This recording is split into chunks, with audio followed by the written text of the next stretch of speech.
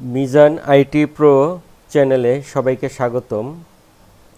সম্মানিত শিক্ষকবৃন্দ, সামনে বৃত্তি পরীক্ষা আসন্ন। এখন আপনাদেরকে বৃত্তি পরীক্ষার জন্য ডিআরএ কাজ করতে হচ্ছে। তো ডিআরএ কাজ করতে গিয়ে আপনাদের যে সমস্যাটা হচ্ছে সেটা হচ্ছে আপনার ছবির সাইজ ঠিক রাখা। যেহেতু আমাদের অফিসিয়াল নির্দিষ্ট করা আছে 300x300 পিক্সেল, অফিসিয়াল নির্দেশনা অনুযায়ী ছবি কীভাবে রিসাইজ করবেন এই ভিডিওর মাধ্যমে আপনারা তা জানতে পারবেন। তো চলুন ভিডিওটি শুরু করা যাক। তো প্রথমে আপনারা যেটা করবেন, যে কোনো ব্রাউজারে গিয়ে লিখবেন, অ্যাড্রেস বারে লিখবেন ইমেজ রিসাইজার লিখবেন। লেখার পরে এখানে দেখেন ইমেজ রিসাইজার, এইটার মধ্যে ক্লিক করবেন। ক্লিক করার পর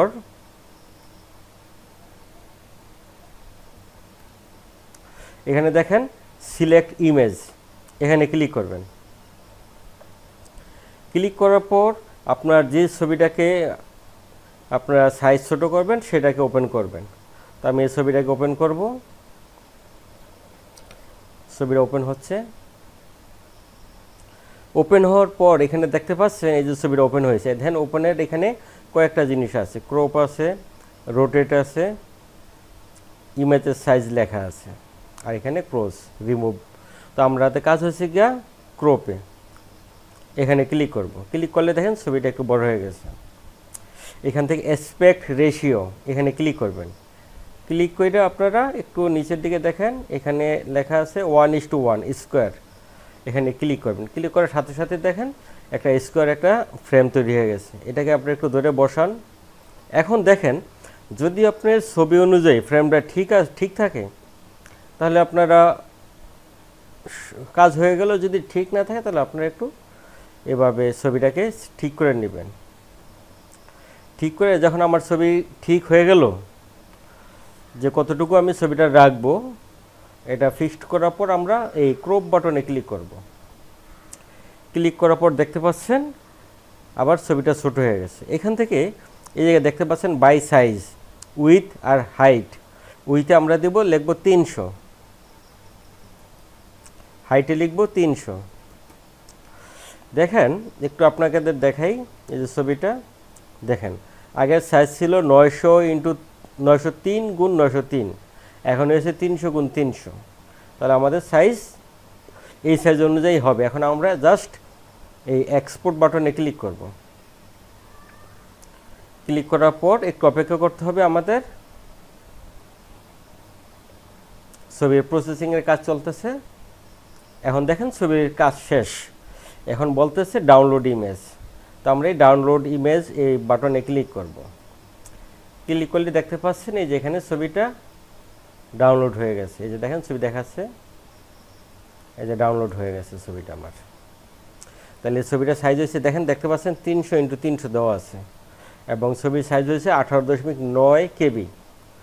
তো এভাবে আপনারা ছবিটাকে রিসাইজ করবেন। এখন আপনার যদি স্বাক্ষরটাকে রিসাইজ করতে চান তাহলে কি করতে হবে, এখানে গিয়ে আবার এই যে রিসাইজ বাটনটা আছে এখানে গিয়ে আবার ইমেজ রিসাইজারে ক্লিক করবেন। ক্লিক করার পর আবার সিলেক্ট ইমেজে ক্লিক করবেন। ক্লিক করার পর আপনার স্বাক্ষরটা যেখানে রাখছেন কম্পিউটারে সেই স্বাক্ষরটা আপনি ওপেন করবেন। তো মনে করেন আমি স্বাক্ষরটাকে এখন ওপেন করব। ওপেন করার পর আমার যে কাজটা আছে সেটা হচ্ছে এখানে এই ক্রপ বাটনে ক্লিক করব। ক্লিক করার পর যেহেতু আমার ছবির সাইজটা হবে 300 পিক্সেল বাই 80 পিক্সেল, তো আমি এই স্বাক্ষরটাকে আমার সুবিধা মতো আমি যতটুকু রাখা প্রয়োজন আমি ততটুকু রাখব। বাস আমার এতটুকু দরকার আমি রাখলাম। এরপরে আমি ক্রপ বাটনে ক্লিক করব। ক্লিক করা শেষ। এখন দেখেন সেই আগের মতো উইথ আর হাইটে গিয়ে আমরা লিখব, এখানে লিখব উইথে লিখে 300, হাইটে লিখে 80। এই যে আমার দেখেন অটোমেটিক চলে আসছে 300। আচ্ছা ভুল লিখছি মনে হয়, 300